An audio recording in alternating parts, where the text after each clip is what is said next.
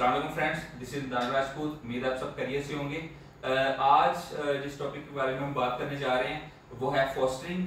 Fostering के क्या फायदे हैं और फोस्टरिंग हम क्यों करते हैं। तो आइए जी शुरू करते हैं।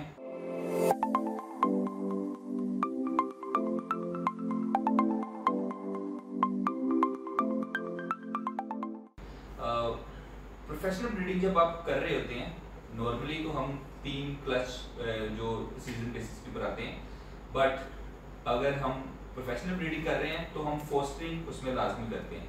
अब फोस्टर करने के लिए आपको 2 चीज़ें बहुत ज़रूरी हैं, breed history and breed management. ये दोनों चीज़ें अगर आप मेंटेन करते हैं तो आप बहुत अच्छी ब्रीड अपनी ले सकते हैं। तो उसके लिए सबसे ज़रूरी चीज़ ये है कि आप जिस पेयर के ऊपर रिलाई कर रहे हैं, जिस पेयर को आप फोस्टरिंग के लिए एग्स दे रहे हैं, उसकी हिस्ट्री आपके पास होनी चाहिए कि वो पेयर कितना अच्छा फोस्टर है, कितने अच्छे तरीके से वो बच्चे पालता है। हम क्या करते हैं, एग्स आ गए हैं, हमारे पास एक फोस्टर पेयर है, हमें उसकी ब्रीड हिस्ट्री पता ही नहीं है कि वो कैसे बच्चे पालेगा। हम उसके नीचे अंडे उठा के रख देते हैं और इवेंचुअली होता क्या है कि वो या तो एग्स खराब कर देगा या जो बच्चे निकलेंगे उनको फीड नहीं करवाएगा। तो ऐसे इश्यूज से हम 2-4 होते हैं। तो ये इश्यूज तब नहीं होंगे जब एक दफ़ा आपने उससे ब्रीड ली होगी, तो आपको पता होगा कि यार ये अच्छे बच्चे पालता है, ये नहीं पालता, या आपने उसको एक्सपेंसिव वाले एग्स देने हैं या नहीं देने। दूसरा, रिकॉर्ड कीपिंग इसमें सबसे ज़रूरी होती है। जैसे ही कोई पेयर फर्स्ट एग ले करता है, आपने अपने बर्ड रूम में रख लें या आप नोटबुक रख लें जिसके ऊपर आपने नोट करना है कि जी फर्स्ट जोड़े का अंडा जो है वो 2 तारीख को आया, 5 नंबर जोड़े का अंडा 6 तारीख को आया और हमारा 10 नंबर जोड़े का अंडा 12 तारीख को आया। अब जो पहले जोड़े का अंडा 2 तारीख को आया वो हम 12 तारीख वाले में तो रख नहीं सकते ना, 10 दिन का गैप है। डेट्स जो है वो सेम होनी चाहिए या सिर्फ उसके अंदर 3 से 4 दिन का गैप हो। इससे ज्यादा दिन का गैप जो होगा वो फोस्टरिंग में एक्सेप्टेबल नहीं है। आपके एग्स जो है वो खराब हो सकते हैं। फीमेल जो है वो कई दफा होते हैं कि अंडे पर बैठती नहीं है, तो आपके एक्सपेंसिव एग्स जो है वो खराब हो सकते हैं। दूसरी सबसे जरूरी चीज ये है कि अब जब भी एग्स फोस्टर करते हैं तो कोशिश ये करें कि सारे के सारे एग्स जो है एक ही बॉक्स, एक ही नेस्ट के अंदर आप फोस्टर करें। कई दोस्त ऐसे होते हैं कि ऊपर लिख दिया 19 नंबर पेयर का एग है, एक 12 नंबर में रख दिया, एक 13 नंबर में रख दिया। तो ऐसे इवेंचुअली हम स्प्लिट्स म्यूटेशन पे काम कर रहे हैं, स्प्लिट्स काफी ज्यादा प्रोड्यूस कर रहे होते हैं, तो वो पता नहीं चलता, आपको मिक्सअप हो जाता है और आप जो है वो आगे मिसगाइड कर सकते हैं बंदे को जब सेल करते हुए चिक्स के इसमें वो स्प्लिट है या नहीं है। तो इस चीज का खास ख्याल रखें कि जहां पर भी आपने एग्स फोस्टर करने हैं सारे के सारे एग्स इकट्ठे फोस्टर करें। अच्छा, दूसरा, कई लोग ये बड़ा लालच कर रहे होते हैं कि यार मेल को 2-3 फीमेल्स के साथ हम यूज करते हैं। अब ये लव बर्ड्स हैं, इनके दरमियान बॉन्डिंग बड़ी अच्छी होती है।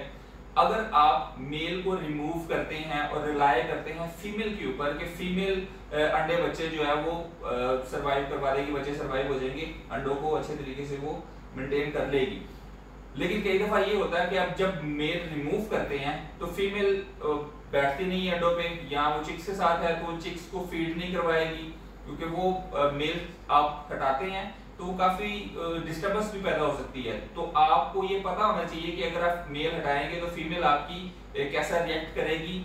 जो अच्छी फीमेल होंगी उसके मेल्स को आप रिमूव कर सकते हैं।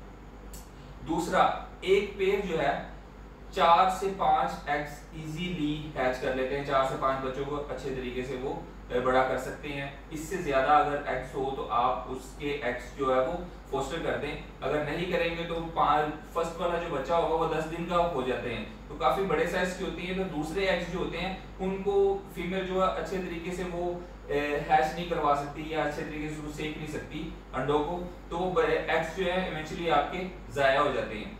अब ये तो रही सारी एग्स फोस्टरिंग की बात। इसमें हम चिक्स फोस्टरिंग भी करते हैं।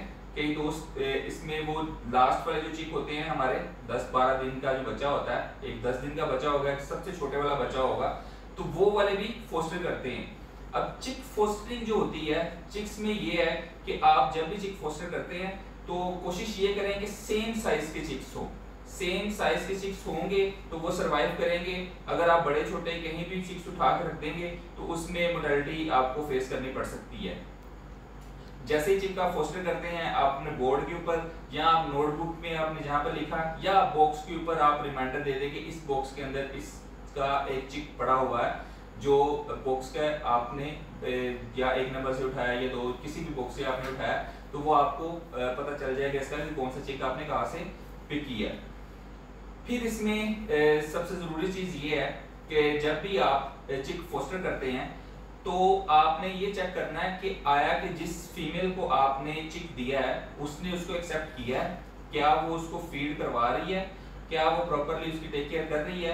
आपने 2-3 दफ़ा 1-2 घंटों बाद ये चेक करनी है चीज़ की, ताकि आपको मेक श्योर हो जाए कि आपके जो चिक आपने फोस्टर किया है वो प्रॉपरली सर्वाइव करेगा।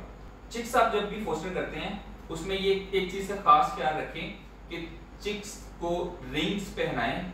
12 से 15 दिन के चिक्स होता है उसको रिंग पहनाएं और रिंग पहना के उनको आप फोस्टर करें। अमूमन कई दफा ये हो जाता है कि हमें छोटे चिक्स, जो सबसे छोटे चिक्स निकला होता है, उसको इमरजेंसी की सूरत में फोस्टर करना पड़ता है, नहीं तो वो बड़े चिक्स के आके नीचे मर जाता है। तो उसमें मेरी एक क्लास वीडियो थी, उसके अंदर जो है मैंने छोटे चिक्स जो 4-5 दिन का या 2-3 दिन का चिक होता है उसको फोस्टर करने के लिए उसके लेग के ऊपर एक टैगिंग कर देते हैं। वो आप वीडियो का लिंक डिस्क्रिप्शन में लिखा हुआ है, आप उसके अंदर से देख सकते हैं। वो टैगिंग आप करके आप चिक को कहीं भी फोस्टर कर सकते हैं। अमूमन ग्रीन टू ग्रीन बच्चे आ रहे हैं और ग्रीन में अगर पेल फेलो के स्प्लिट्स हैं या ऑफलाइन के स्प्लिट आने हैं तो वो आपको उसमें आइडेंटिफिकेशन हो जाती है कि ये वाला चिक जो है ये इस पेरेंट्स का है, ये ऑफलाइन का स्प्लिट हो सकता है, ये पेल फेलो का स्प्लिट हो सकता है। तो आप इजीली उसमें जो है वो आइडेंटिफाई कर सकते हैं उसको। और सबसे जरूरी और लास्ट में जिस चीज को डिस्कस करने जा रहे हैं कि जब भी 5 या 6 चिक्स किसी भी पेरेंट्स के पास हैं, पेयर के पास हैं, तो आप उनको एक टाइम हैंड फीड जरूर करवाएं। उससे ये है कि आपके चिक्स की ग्रोथ बड़ी अच्छी होगी और चिक्स का सर्वाइवल रेट जो है वो बढ़ जाएगा और आपके पास ब्रीड बहुत अच्छी आएगी। उम्मीद है कि आपको इस वीडियो से अच्छी मालूमात हासिल हुई होगी और आपको आपकी ब्रीडिंग के अंदर काफ़ी ज़्यादा चीज़ों के मैनेज करने में आसानी होगी। तो नेक्स्ट वीडियो के लिए मेरे चैनल को जरूर सब्सक्राइब करें, बेल आइकन को भी दबा दें ताकि नई वीडियो की नोटिफिकेशन आप तक सबसे पहले पहुंच सके। उम्मीद है कि नई वीडियो के साथ आपके साथ दोबारा मुलाकात होगी। Thank you so much. अल्लाह हाफिज़।